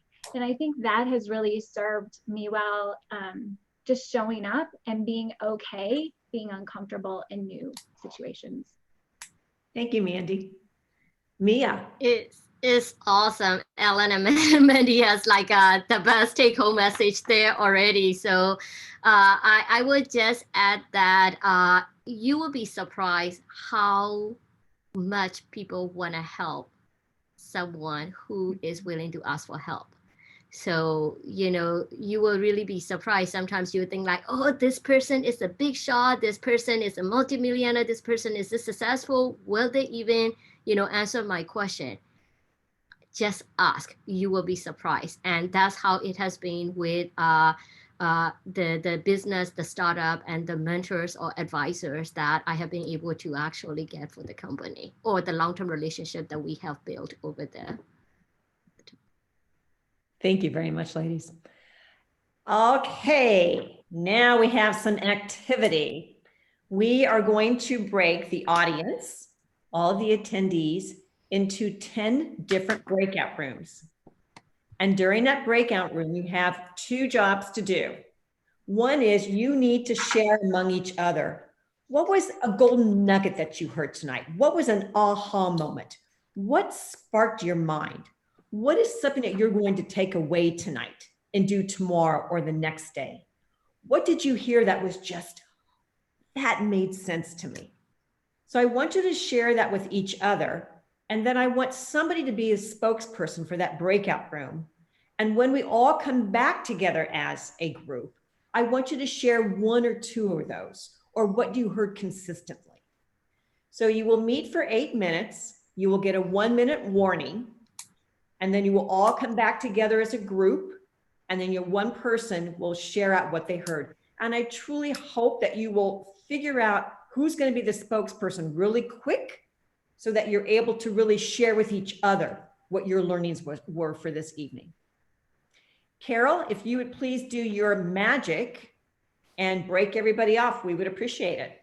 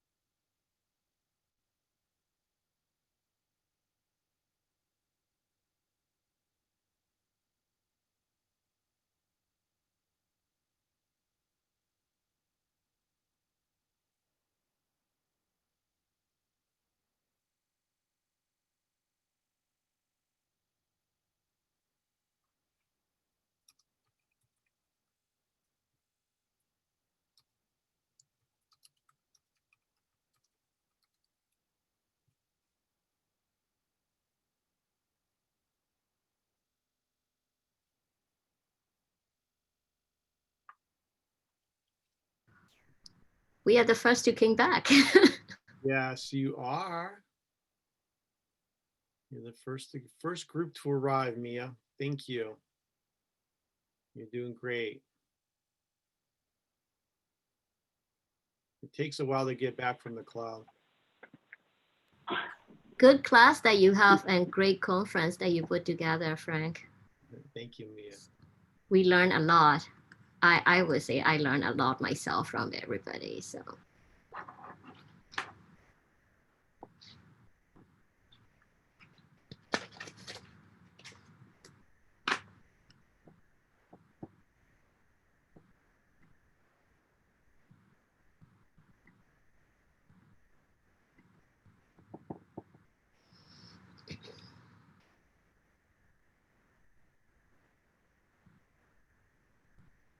I'm just missing Sue.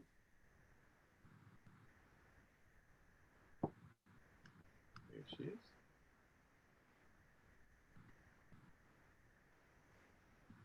Okay, the crowd is all back. Sue, I think you're muted. Sue, you're muted.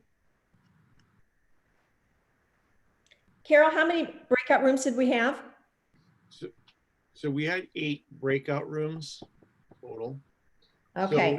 So here's what I do. So room 1 was, you know, Josh, there's Ellen, Josh, Logan, Mandy, Morel, Mandy, Ario, and Patty. So could one of you in room 1 report out?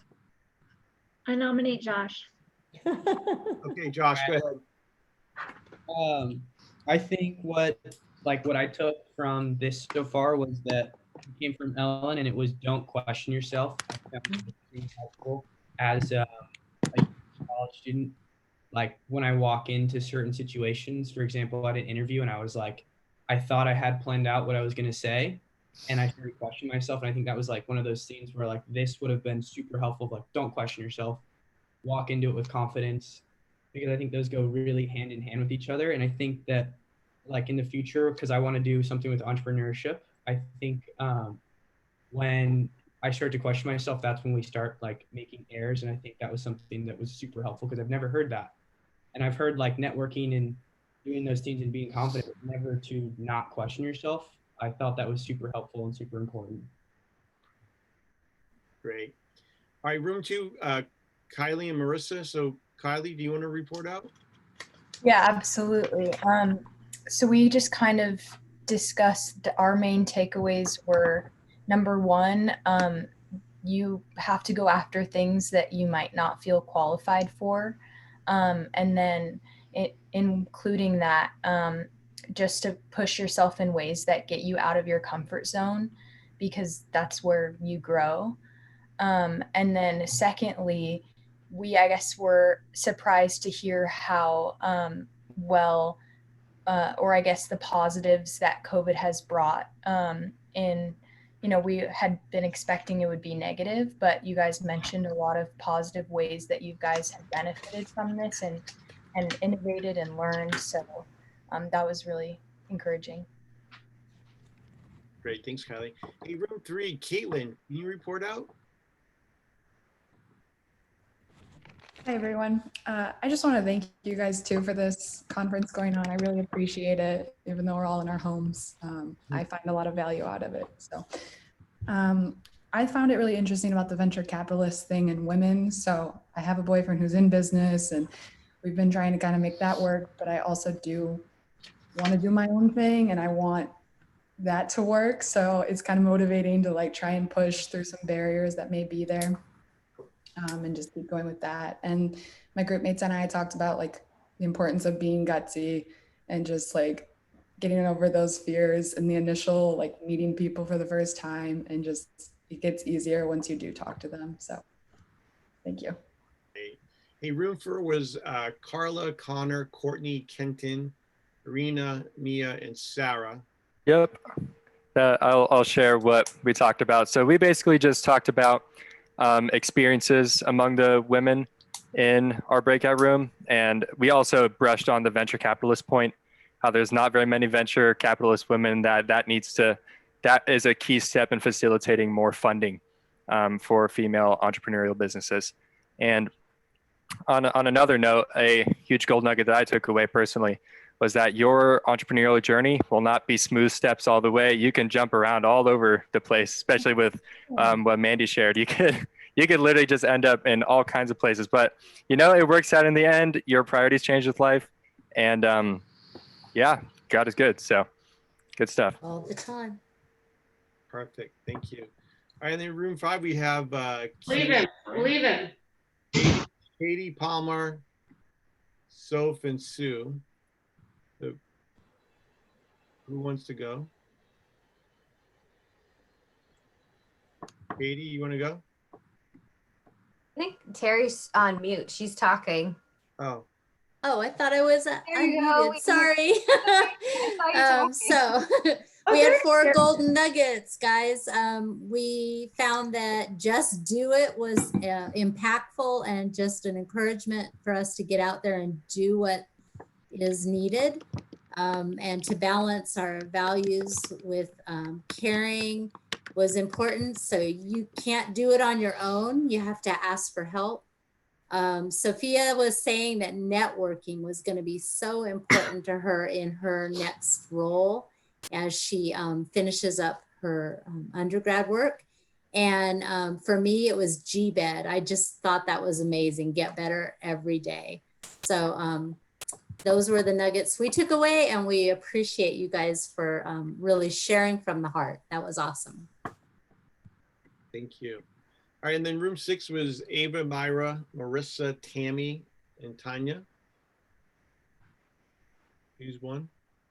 I'll speak. We had a lot of different points. We were talking about how when they spoke about how progression, it was nice and it was comforting because you don't have to know everything as soon as you graduate or while you're studying, like what you want to do. And it was just comforting to hear that, as well as the internal and external culture, how big it is to have trust amongst each other. It just creates an environment that you would really want to be a part of. Another thing was the being bold and being confident and just doing things when you feel you want to do something, not questioning yourself, because it has been seen across the board that women do get questioned a little bit more, and sometimes they do get questioned into, oh, well, how are you going to balance being a mother and being this? And it's like, you don't question a man like that. So just let us speak and not be afraid of speaking. So it was just, those were our points. Good, thank you. And then room 7 was Bree, David, Hannah, Maria, Matt, and Rachel. Yeah, I got us. So some of the key takeaways that our group had talked about was putting yourself in uncomfortable situations. Oftentimes those lead to some of the most growth, and yeah, that's one of our main takeaways. The second was, I forget which panelist mentioned this, but like having a gratitude journal where they start off, I think it was Ellen. Yeah. Ellen was talking about like starting your morning off with a gratitude journal just to kind of recenter, refocus, get your mindset in the right place to start off the day and be productive. So that's something that I have actually taken up over quarantine. And then just asking for help and reaching out to people. Like it's pretty crazy how often people will be willing to help. And that's a big takeaway that our group saw as well. And yeah, thank you 3 for all your time tonight. Sue, great job moderating. You absolutely crushed it. Thank you guys. Thanks, Matt. Hey, and then room 8 was Ashley, Carol, Luke, Michael, Teresa, and then Tommy and Zach. So who would like to go?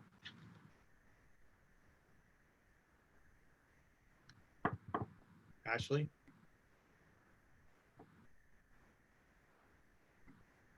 Okay, So, yeah. Go ahead. Oh, sorry, am I talking over someone? Oh, okay. Sorry.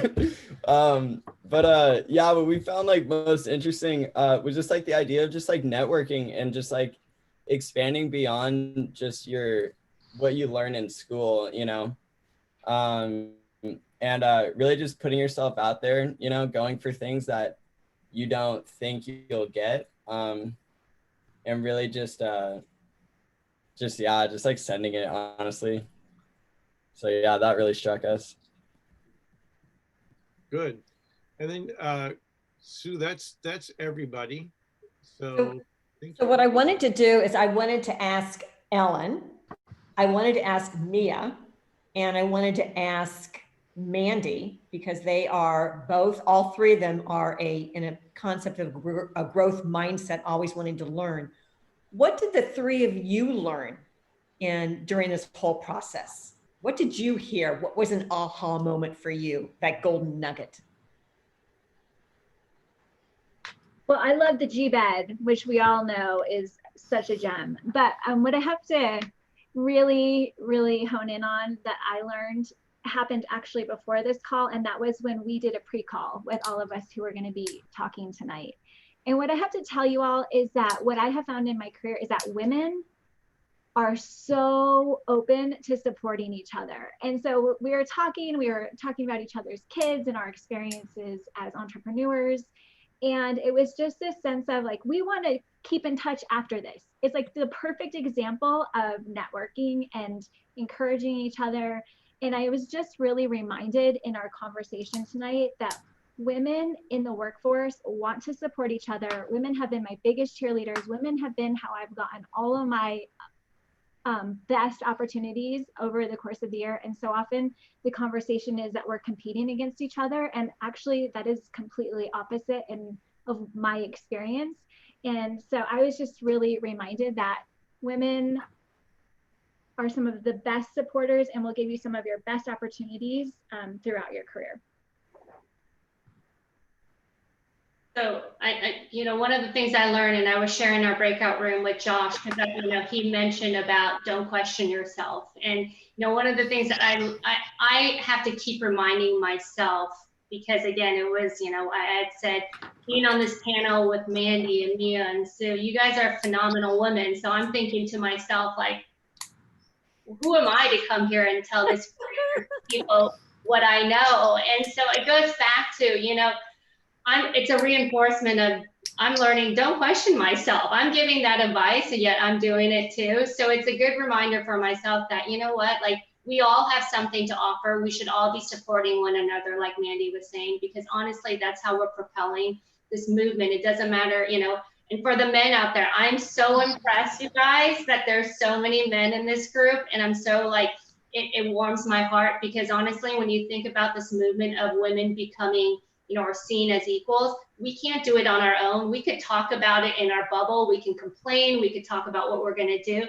but we can't do it without you. So I can't begin to thank you guys again, that you guys are here, that hopefully you guys have learned, and that when you guys get out in the workforce, make sure that we propel that movement forward, that your classmates, female or male, are just as good as one another, no matter what, regardless of their gender. So. Thank you, Ellen. Mia. That was awesome. So in a way, I when I come in, I was like, I can share my story or my challenges and experiences, but what can I add to something, where Ellen and Mandy has like awesome entrepreneurial journeys and experience, right? And so that actually goes along the line of like, don't question yourself, because there is always a dimension. We all have this individual experience, individual life challenges, and, journey. Every business is different too. So in a way that, what I learned from this, and, Ellen actually, when she was mentioning about a lawyer introducing her to a CEO of, another restaurant who actually invested, it actually reminded me of like, it's networking, and, being open to all this introduction and connecting with people, and putting effort into staying in touch with them. That's what I got reminded of, because sometimes, when you're really busy and when there is challenges, there is a time like, okay, how do I prioritize and filter out? But sometimes the opportunities actually come from the, unexpected sources, and also not questioning yourself in a way that, am I ready to talk to this investor yet? Because, that's so. The aha moment for me is like getting reminded again of, not questioning yourself, and being open to networking opportunity and getting connected all the time, and a gratitude journal. I just remember 3Gs that someone actually told me after Ellen mentioned about gratitude journal, and it allows us to focus on the positive. So those are the 3 things that I was like, God, I gotta put it in place again. Frank, what about you? Not really a participant tonight. Oh, hardly. So I first of all, I appreciate all of you coming and joining us. And so the one thing that I learned was, pushing out of your comfort zone, to get uncomfortable with to stop being comfortable with where you're at and get uncomfortable. And that's because that's what we're teaching in my entrepreneurship classes. Get out of your comfort zone, because that's where we're going to learn. If we can get on the edges, that's where we're going to find learning and find growth. So thank you for sharing that. So Frank, would you like me to close our conference? Yeah, at this time? We're good. So as we reflect back on this, and as you look to tomorrow, when you wake up tomorrow, I want you to remember that we are strong, we're determined, we're focused. Hearing the stories, the reason why we brought these 3 exemplary entrepreneur women here to share their stories was to inspire and to empower you, that you can do what you want to do, and where you are and where you want to be is exactly where you want to be. If you have a passion, don't let society dictate it any differently. You stay true to that passion. And you need to support each other. You need to collaborate with each other.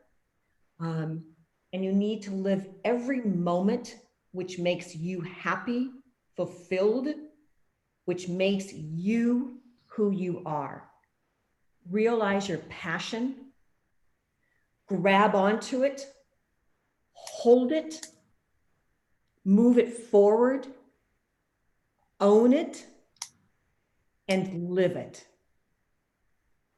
On behalf of Ellen, on behalf of Mia, on behalf of Mandy and Frank, we want to thank all of you for joining us. It was truly an honor. We appreciated all of your input in the conversation. And we wish you a truly delightful rest of the evening. Thank you. Bye, Thank you. everybody. Thank you. Good night. Thank you. Thank you. Have a good one. Thank you.